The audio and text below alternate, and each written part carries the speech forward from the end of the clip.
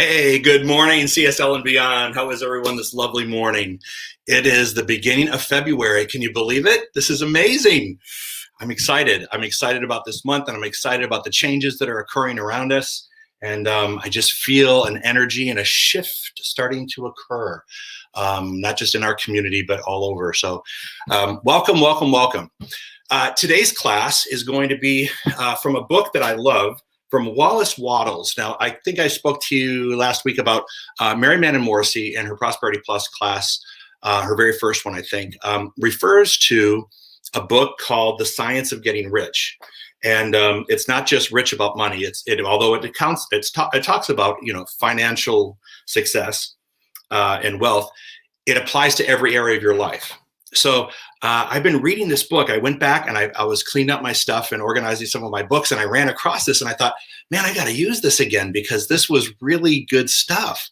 And I haven't taught from this in a long, long time. So before I begin that, I need to do two quick announcements. Don't forget that Reverend Charles Beyond Limits class, it starts next Monday on January 8th. So please take note of that and make sure that you get into the system. Make sure you volunteer or call the office and make sure you get the information. So January 8th, I think that's Monday. Is it a Monday? I think it's Monday. I hope so. I just announced it. Yeah, Monday. So Monday, please make sure that you log in to see Reverend Charles. They changed it from a tuition-based class to a love offering class. So this is an excellent opportunity to engage in what I think is probably one of the best curriculum classes that we offer. It's one of the best curriculum. It's the best curriculum I've ever worked from, that and self-mastery. So join Reverend Charles. Also, today's a very important day for our Dr. Laura. Today's Dr. Laura's birthday. So if your friends on our social media, just say happy birthday, happy birthday. So, okay. All right, let's get to busy. So I'm going to skip around a little bit in this chapter, but in this book, because there are a few things that are basic fundamentals that I want to talk about because, if you think about when this was written, and I'm going to quote exactly when that was, this was written in 1910. So this is 110 years old. This kind of new thought thing is 110 years old, and so some of his vernacular may be off a little bit, but just kind of accept that for what it is and kind of transcribe it in your own mind. So let's get to work. Let's get to work. And if you have any questions, please engage in questions. I love questions. It helps facilitate this process. It lets me know that you're getting something or not getting something, or something you want more of, or explanation that I didn't thoroughly go through. So make sure you do that. Okay. All right. First things first. Original substance, which is capitalized. So meaning the God stuff, spiritual stuff, what do you want to call it? Original substance moves according to its thoughts. Every form and process you see in nature is the visible expression of a thought in original substance. So everything we see originated in some what they call original substance. Its form came from some universal intelligence. I don't care what you call it. What you call it isn't important. To me, what's paramount is that you realize that something created all of this, and the thing that you see in front of you is a thought made manifest. Okay, so first off, all right, as the formless stuff, capitalized, thinks of a form, it takes that form. As it thinks of a motion, it makes that motion. That is the way all things were created. We live in a thought world, which is part of a thought universe. The thought of a moving universe extended throughout formless substance, and the thinking stuff moving according to that thought took the form of system of planets and maintains that form. So unpacking that, I love this stuff. I hope you're interested. The stuff that we're looking at came from this original stuff, this origin of stuff. And everything, including the planets and everything else, came from a desire of this original substance to move upon itself and create this. And whenever we have an idea, it's actually the divine urge moving through us, or an idea that the infinite wants to experience. And we can experience it by means of us if we choose to take the idea and run with it. If not, the idea doesn't just go away. all ideas are in this giant storehouse, and everyone has access to it. So that's why I've told the story about whether an invention happens in India or Indiana. It doesn't matter, because it's all coming from the same source.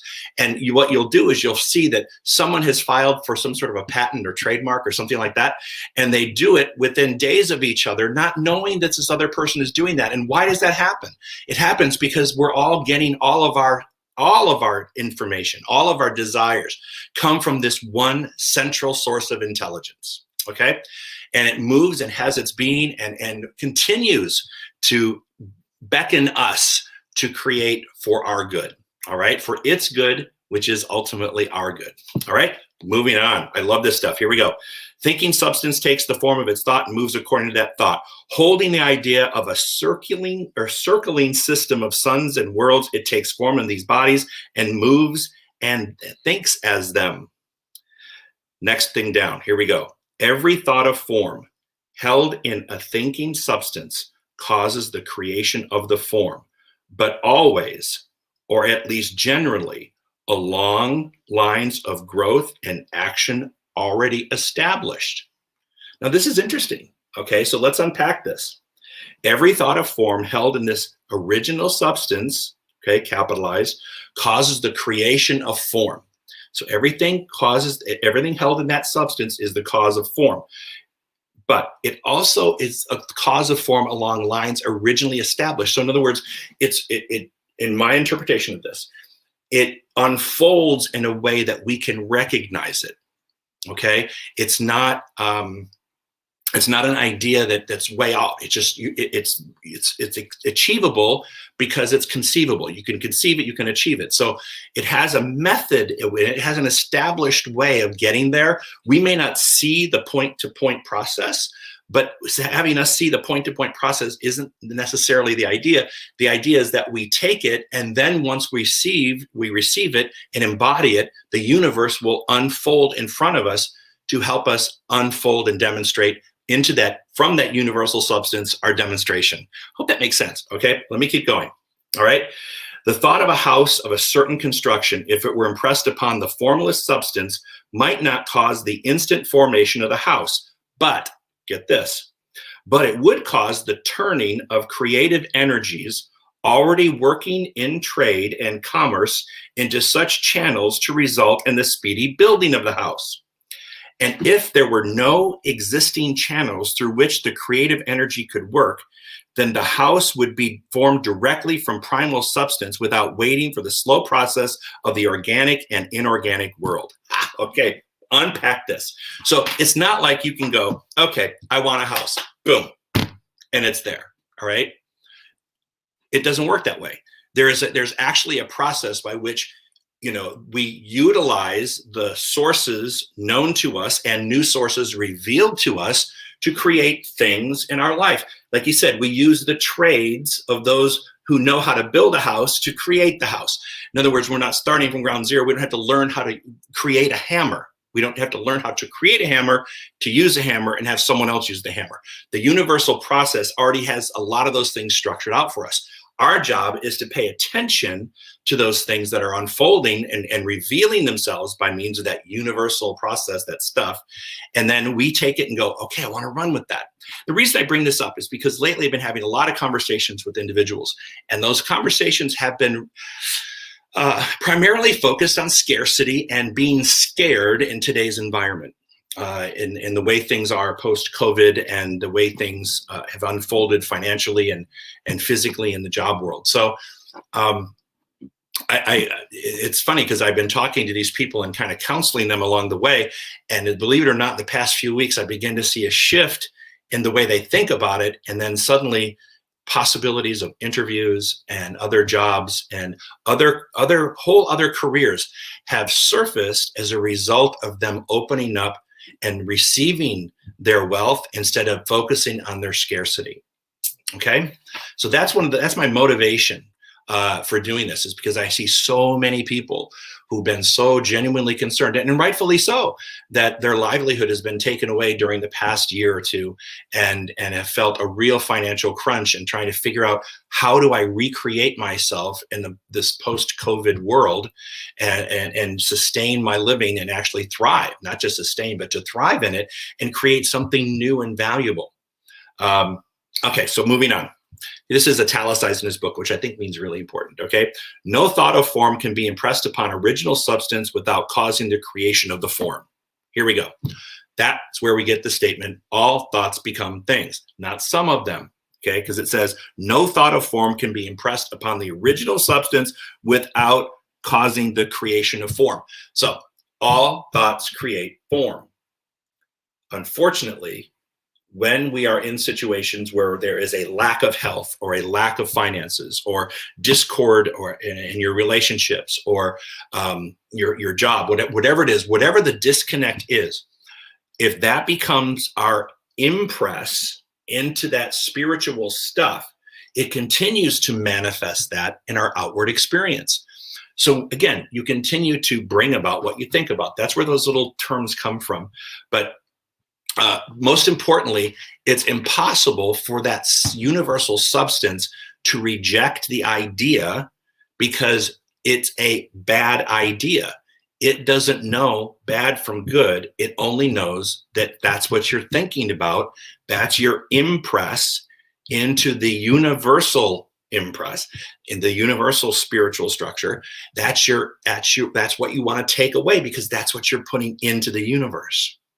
So the question is, when I'm talking to people about scarcity, it's so difficult to, or lack, it's so difficult to route them away from even the words or the label or the emotions that surround it, because they're so ingrained. And I think because we're brought up from an early age to think about success in certain ways and financial flow and all of those things.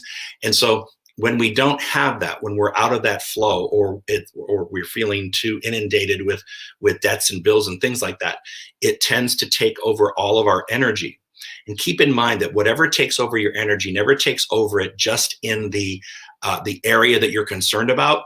It flows over into every area of your life. It's impossible to segregate and separate those ideas. It's like, the one thing affects all things.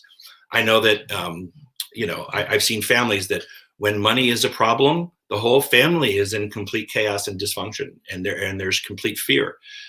When money's a problem, sometimes you can deal with the health issue, but if the health issue is big enough and it becomes the focal point for the family, then that again sweeps everybody into it, and that becomes the thing. All right. So I love this idea. Okay, here we go. When we have a thought force, we take material from the forms of nature and make an image of the form which is in our mind. We have so far made little or no effort to cooperate with formless intelligence to work with the Father, it's in quotes. He has not dreamed that he can do what seeth the Father doing. Man reshapes and modifies existing forms by manual labor. So I want to unpack that, because just the words Wallace Wattles reminds me a little bit when he talks like Thomas Trower. There's certain things I can't just read once. I have to go through and reread it again, because sometimes he just kind of freaks me out a little bit. All right. I just have to okay. When man has a thought force, he takes material from the forms of nature and makes an image of the form which he has in his mind. He has so far made little or no effort to cooperate. That's why people try to duplicate what other people do. Okay, they're using what has already been expressed in form, and they're tapping into that and trying to duplicate it. But successful people know not just to duplicate, they somehow have to add to its expression. So they have to bring their own level of creativity to add to something. If everybody did the same thing and tried to duplicate the same thing, we'd have a world of sameness. But someone already has, quote, a creative spin that they want to put on it, or something different that they can offer that other people cannot. So we take what we know to be true. There's times that we will take what we know to be the function of the universe, and we will add to it so it makes our creative spin. I think of it in terms of cooking. I think of cooking. When you get a meatloaf's a meatloaf, right? But it's really not, because there are some meatloafs that you go, oh my God, this is outstanding. Well, they took the basic concept of a meatloaf and they added something different. They put a different spin on it. So life is like your meatloaf, it's the same. It can be very much the same. It can be drab, or you can start putting something in that process into your life to make it more vibrant and make it more spicy and fun. So that's one of the things I want to think about, because I look at structures that are already in place, and I don't want to tap into. I'm going to should on myself. I want to be able to look at things and go, okay, that's its current form, but I know that I can create something different by using this as its foundation and jumping off into expression of a greater thing. Okay, I want you to think about that. I'm going to go back and just kind of tell you a story, because I think I learn better when someone tells me a little story about how to use this. Hang on. So when in 2000, whatever it was, 2006 something, I don't remember. When I took over from Dr. Tom Costa at the Center for Spiritual Living, back then it was known as the Religious Science Church of the Desert. When I took over for him, I began to look at what forms were working at the center, at the church, the Sunday service and how it looked, and how we do Sunday school, and how we do the office functions, and how we do staffing. And of course, there was a machine that was built. Okay, we call it the machine. The machine was working, and it was working just fine. But to continue to grow it, we had to change with the times that required changing. And so slowly, very slowly, I started implementing some of the changes that I envisioned by taking what was the original form and expanding on it. And sometimes it worked and sometimes it didn't. Let me give you an example. When I began to change the music program, there was a lot of resistance. People liked having one piano player who sang, and that was what the tradition was. It was that way for many, many years. And I wanted to take music in our service and expand it. And so I took the original form and said, okay, this is good, but let's add this and let's try this. Now, after a period of resistance, we ended up giving birth to what I think is one of the best music programs in our teaching, because, we have an amazing band, and when we're together and they're rocking and they're singing and we've got a guest artist, it's like being at a concert at the McCallum Theater, or your local theater. It's like being in there, and it's just so real and so intense. So I took the original form and added to it. And then once you add to it, it's necessary that you keep upping the game, because the universe wants to create even more. So you can't just sing the same song over and over and over again.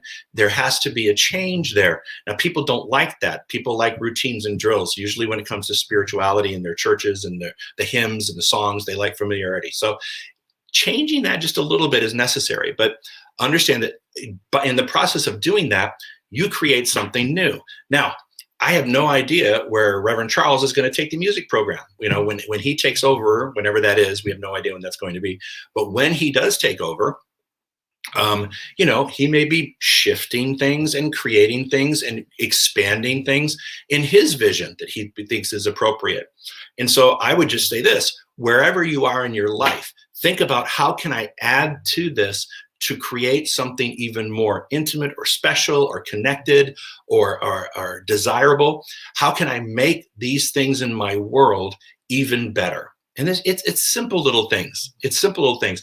One of the things, this is just a way out there idea. One of the things that I was realizing during this COVID process is that I just felt like I was missing some sort of color in life.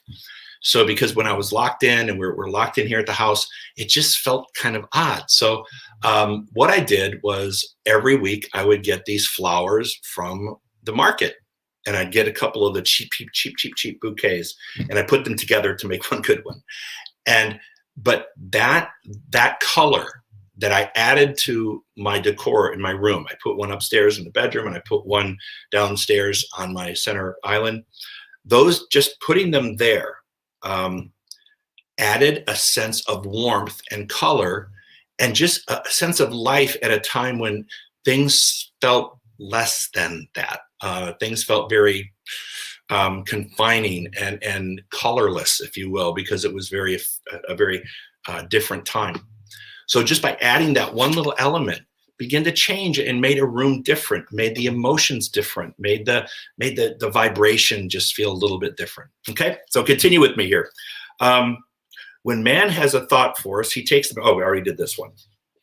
All right, the manual labor part. Okay, this is the part of the manual labor part. All right, so let's see. We propose to prove that. Okay, wait a minute. Here, first, we assert that there is one original formless stuff or substance from which all things are made. All the seemingly many elements are but different presentations of one element. All the many forms found in organic and inorganic nature are but different shapes made from the same stuff. And this stuff is thinking stuff. A thought held in it produces the form of the thought.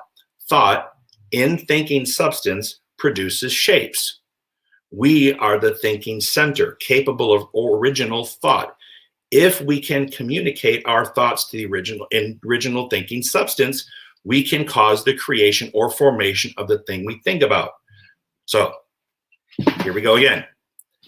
Up to me. It's up to me. It's up to you to create these ideas into mind. And I think that we're called to do that by our divine birthright of living an abundant, healthy life.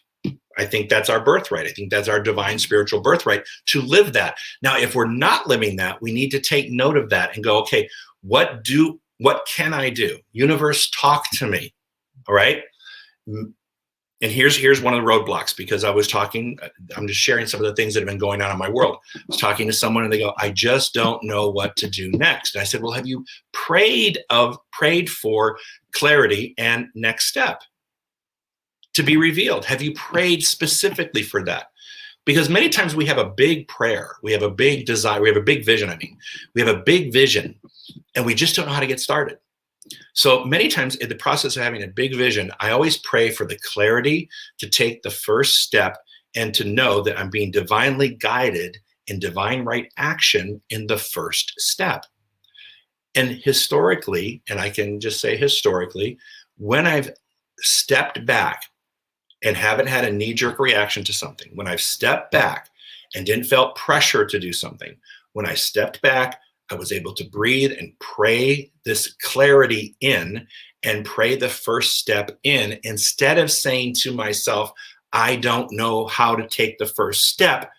That thought goes into the original substance and comes back in me not knowing what to do next.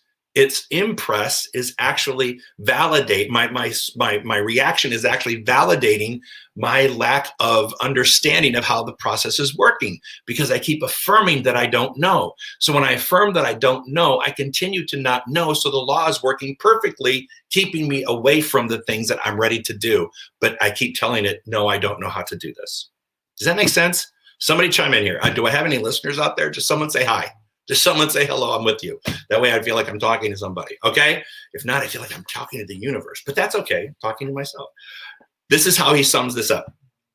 There is a thinking stuff from which all things are made, and which in its original state permeates, penetrates, and fills the interspaces of the universe. A thought in this substance produces the thing that is imaged by the thought. Man can form things in his thoughts, and by impressing his thought upon formless substance can cause the thing he thinks about to be created. So, and I can't do gender, I can't rewrite that in my mind when I'm trying to read quickly, but you understand what I'm talking about. Thank you, Dana. Thank you. Whoever it is, or Diana Clark. Thank you. And Tom Kelly. Hey, Tom, Fort Lauderdale. Yay. Wow, that's good. All right. So here we go. When we form things in our thought by impressing that thought upon the form of substance, we bring about the things we created. Now, time to take inventory. I want you to take an inventory. I want you to look at your life. I want you to look at your life in the area of health. What have you created in your health? What are you experiencing in your health? Because whatever you're experiencing in your health, it's an outpicturing of what you've been thinking about in that universal substance. Now, you may say, Well, I haven't been thinking about illness and I'm sick.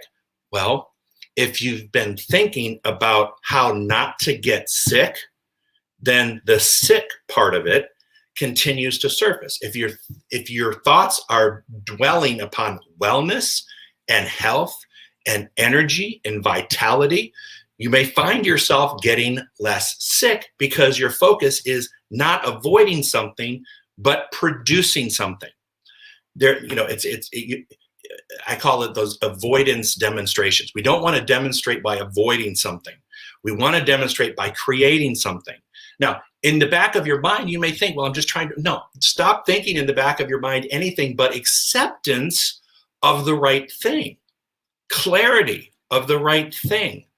When one does that, it changes how things will form in your outward expression.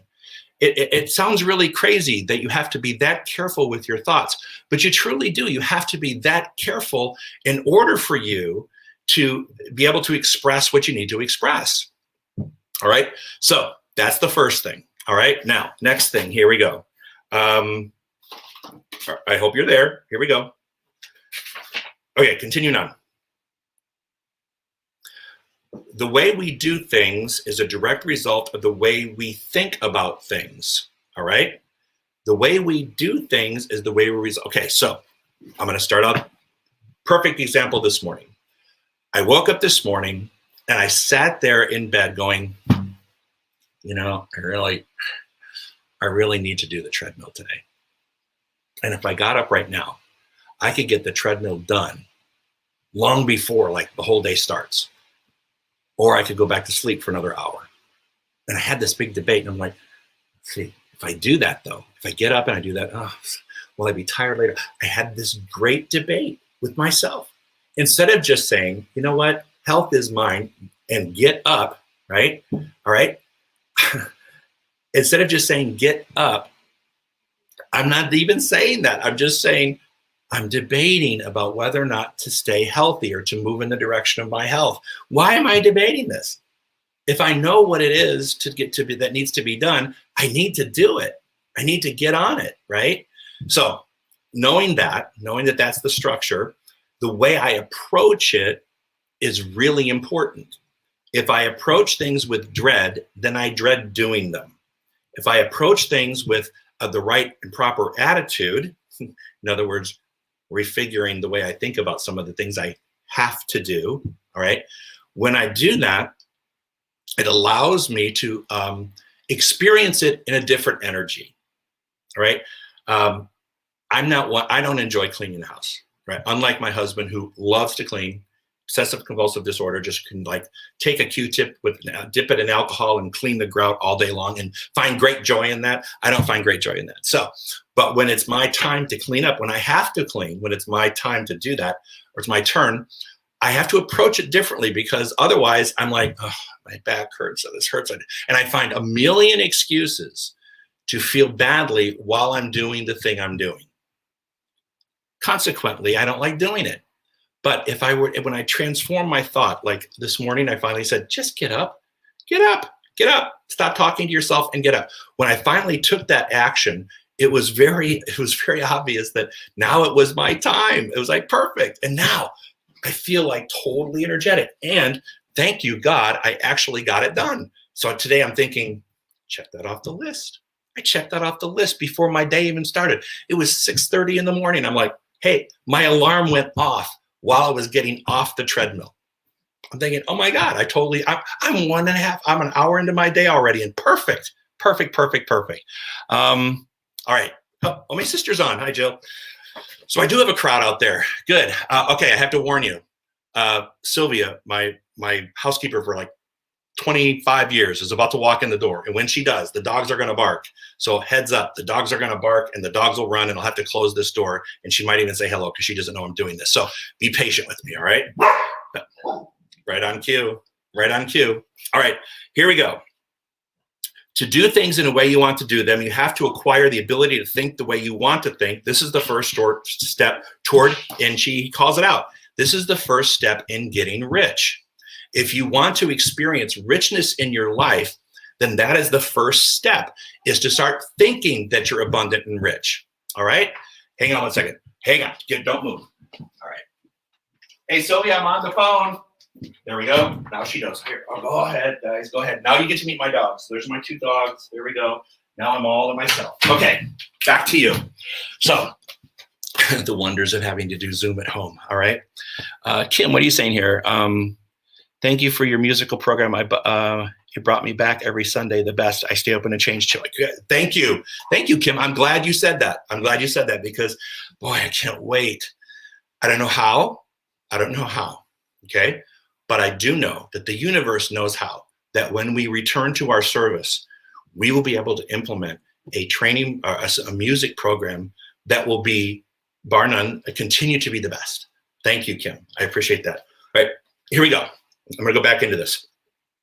To do things in a way you want to do them, you will have to acquire the ability to think the way you want to think. That's the first step in getting rich. To think what you want to think is to think truth. Capital T, actually all caps, all bolded, truth, regardless of appearances. This is always for, I would say, the majority of people that I work with.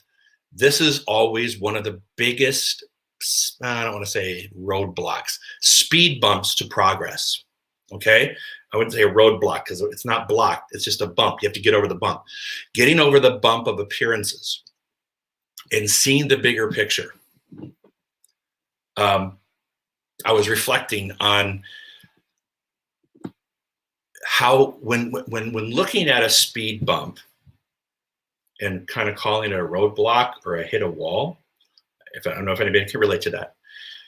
That energy in and of itself is an energy that's saying slow down. Okay.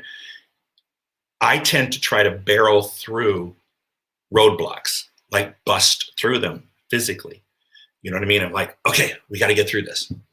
What I've learned is that when things start popping up and they continue to pop up in ways that appear to be like speed bumps or roadblocks or walls, it's the universe really kind of conveying a message to me, all right, to back up and slow down because there's another idea trying to make its way to you and me, okay? So when I am feeling that kind of angst, trying to barrel through it and just, because that's what we're taught to do. Persevere, don't give up. I'm not giving up, but I am going to step back. I'm going to step back and I'm going to listen. Because the problem that I think needs to be solved, or I have this drive to solve it in this moment, it doesn't necessarily have to be in this moment. I've created the timeline, the universe didn't, all right? So I've created this timeline of urgency. And as soon as I back off that and I realize, okay, it's time for some clarity. If this isn't the way, and I'm going to assume it's not right now because there's a speed bump, there's a stop sign here in front of me. If I'm going to do that, then I'm going to say, okay, if this isn't the thing, then universe, guide me to what the right thing is. Show me what that is. Show me the way. Let your love, let your light, let your peace lead the way. It's the song that we sing. It's the mantra that we sing. So I think show me the way. When that happens, so when you're addressing a speed bump or a roadblock or whatever you want to call it, I want you to think it's not there to stop me fully, but it is there to hit the pause button and regroup and pay attention to what the universe might be trying to tell us. Because maybe, just maybe, there's another way to get from point A to point B, not the way I've thought about it in my mind. Because if it hit a roadblock, maybe I need to go, wait a minute, the universe is trying to redirect me into an easier path, maybe a less expensive path, maybe a more successful path. Maybe it's the way the universe wants me to get to the final picture, but I keep trying to film the same scene over and over and over again and not stepping back and going, what really needs to be expressed here? I hope that makes sense. All right. So when you're met with your thought process focusing on the roadblock or the speed bump, I would say this: instead of freaking out about it and saying, oh my God, and pause, just pause, take a couple deep breaths and go, you know what? Okay, I don't know what I don't know. So universe, you need, and I tell you, you need to tell me what I need to know. and when I need to know it. You tell me what I need to know. Show me the way. That's why I always say constantly, I'll know what I need to know at the moment I need to know it. I'll say what I need to say at the moment I need to say it. I'll do what I need to do at the moment I need to do it. All this while going, I will know when I need to know. All right? I will know when I need to know. And so right now, maybe I don't need to know that. And I accept that answer now. Maybe right now in this moment, I don't need to have the answer. Maybe I need to do more listening and allow a new idea to come forth. Pray for that clarity that I'm talking about, clarity and right action. Just because I have a thought and I'm doing something that's already existing. Okay, here we go back to the creative stuff. If I'm doing it in a way that others have done this, whatever it is, the task. If I'm trying to duplicate what they do, it's not my program. I'm trying to replay their program, and maybe it doesn't fit into my playbook. Maybe it doesn't fit into the pattern of what I'm looking really to achieve at the end. So instead of tapping into and trying to repeat or duplicate what someone else is doing, it's time for me to hit pause and go, okay, God, I don't know this, but you do. All right.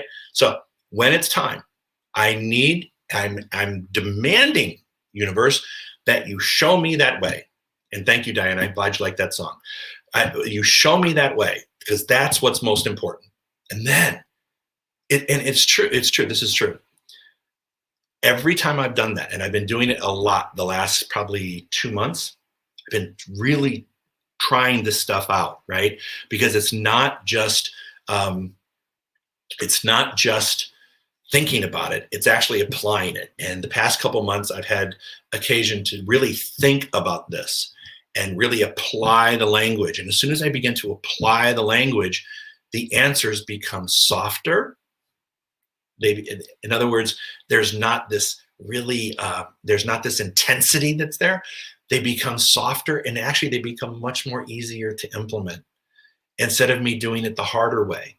Because the manual labor, the harder way, was the way I was going to do it, because that's the way I've always done it, and that's the way people that did it before me, and that's the way people are doing it now. And so, I love that. I love it. I just love that idea. Once you hit that, I'm able to redirect. I'm able to reroute now. So this is a skill set. It's a mental muscle. It's a mental skill set that if you want success in any area of your life, what appears to be a roadblock and a speed bump, or whatever you want to call it, is a time for you to regroup. One of the things that Michael Beckwith says, and I say it a lot myself, it's not a denial, it's just a delay.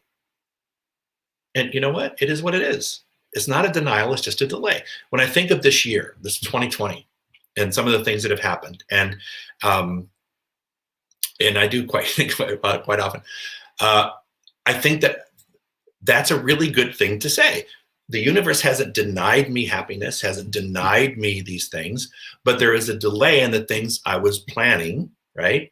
But there's a delay. And for some reason, I think, okay, it's all going to work out when it's supposed to work out. Right now, who knew that all this was going to happen?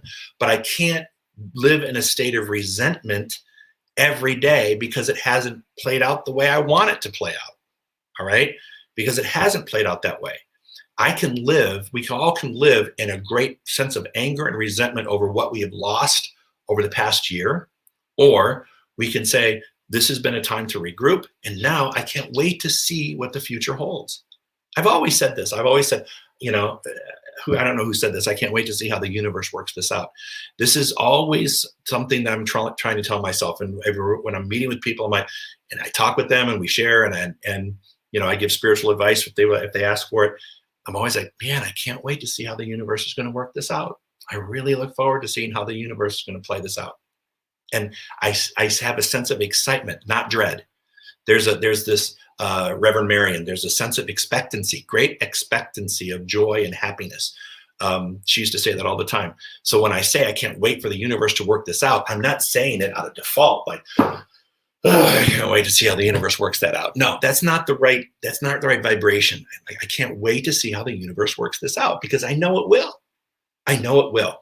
And interestingly enough, in the past few months, when I've had this conversation with myself and Trey and Carly and my family, and on certain things that are happening in our lives,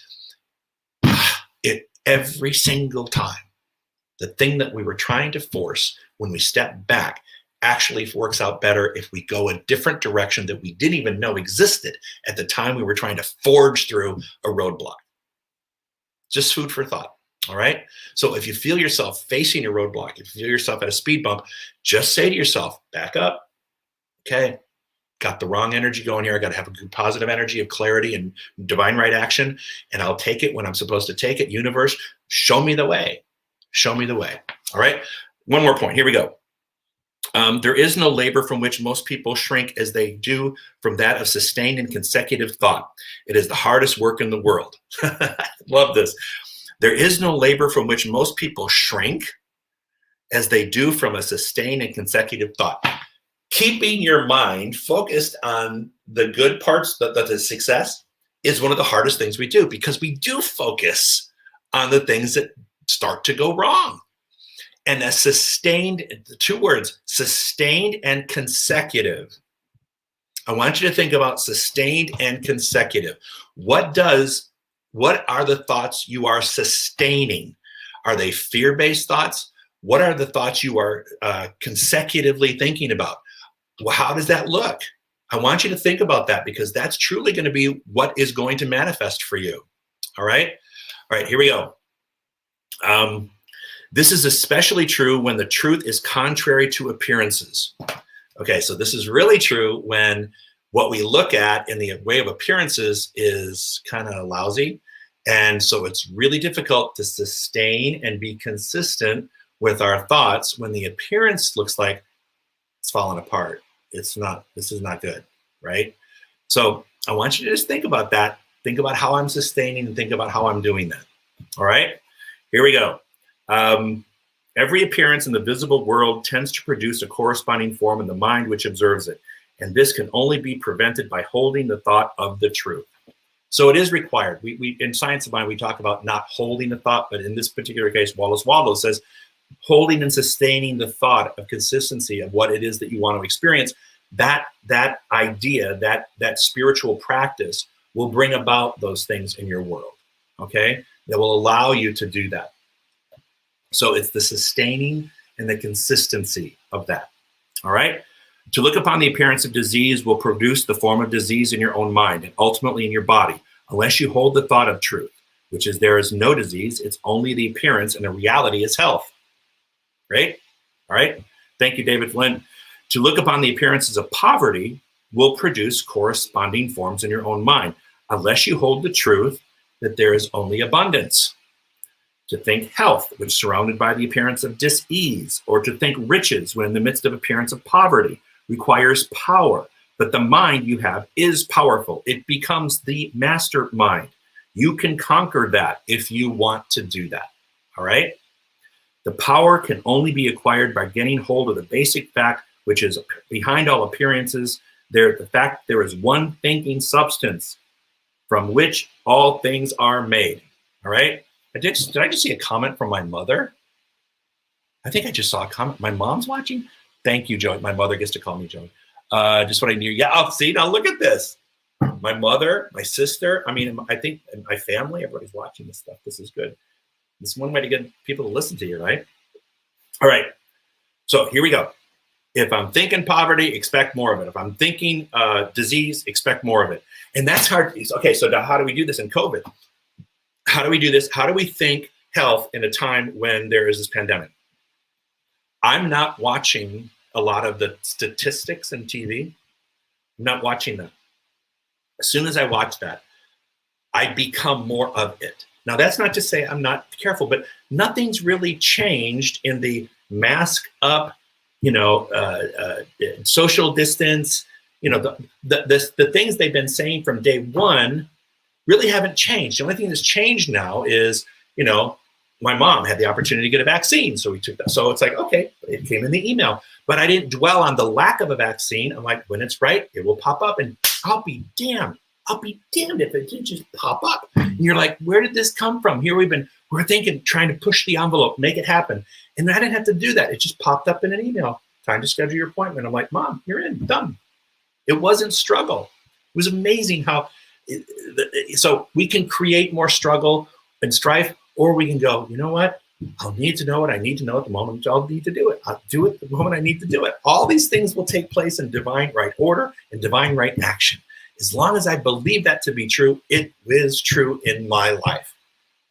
I don't need anything else. I don't need anything else to hold me up or prop me up. Sometimes I need to be reminded, because in the world of appearances, we tend to get bogged down in the world of appearances, but that doesn't necessarily have to be the way it is all the time. So I find myself, when I'm bogged down in the world of appearances, that feels like a speed bump to me, because I start getting really freaked out about all the things that aren't happening the way I think they should have happened, or the timeline that I think they should have happened. So when that happens, I have to go, this is just one of those instances where the universe is telling me to slow down. So stop focusing on the disease. Focus about keeping yourself healthy. Be proactive in your health. So on that note, I want to say this, because people are talking about, being proactive in your health. It's one thing to talk about it. It's another thing to do it. It's another thing to get out of the bed and do it. It's another thing to get out of the bed and off your couch and off the recliner and do it. You can talk about it all you want. You can see yourself healthy, but unless you take the action, you're just going to sit there on that couch and it's going to get worse and worse. You have to take an action. Same thing in your finances, same thing in your relationships, all those things. It's the same process implemented on every area of your life. There is not a process for this and that and the other thing. It's one process, which is, regroup and go forward, but do something. Do something. All right. And last point, because we're coming up on my time off. All right. When we realize what I just talked about, when we realize this, we lose all doubts and fear, for we know that we can create what we want to create. Here we go. Last thing. There is a thinking stuff from which all things are made, and which in its original state permeates, penetrates, and fills the inner spaces of the universe. Continuing on, because he built on this. A thought in this substance produces that thing imagined by the thought. We can form things in our thoughts, and by impressing our thoughts upon this formless substance can cause the thing we want to be created. That's just this chapter. Now, it sounds so basically simple, doesn't it? But if it were that simple, you probably wouldn't be tuning in. You'd probably be going, oh, I don't need any help, I'm fine, everything's great. But sometimes we forget, and that's why I like to go back to the basics and talk about healing. And I do so from a perspective of, let's just keep those fires burning of the basic, right? Because right now, applying the basics at a time when I believe the foundation of many lives has been shaken to the core, when you apply the basic principles, success will surely follow. It will be yours. In fact, you're in the middle of baking it right now. The mere fact that you tuned in today is telling the universe that you're open and receptive to it. Now, can you do it? It's one thing to say, to talk about it, but you actually engaged in watching a program about it today. You actually invested your time, which is one of the most, priceless things we have. You invested time today to listen to something that could change the way you look at the world. Now, it may have been a repeat, and you've known this stuff all along, but repetition is the mother of student. We have to listen and keep being reminded, because it is very easy to fall off into the world of appearances. And as soon as we do that, we're in the ditch of appearances.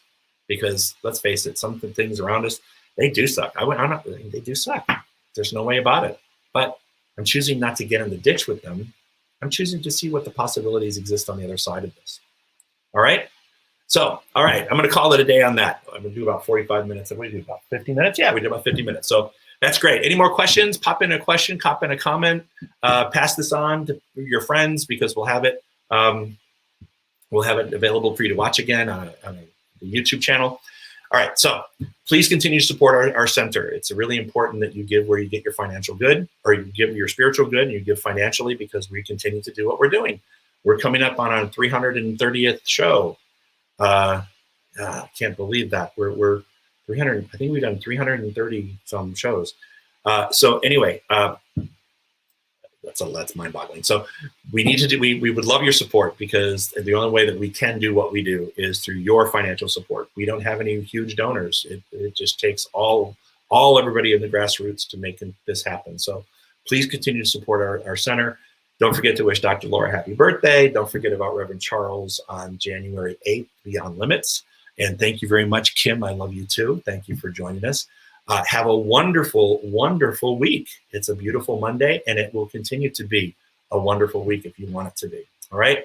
Thank you. Thank you, everybody. And thank you for checking in. Have a great day. Bye now.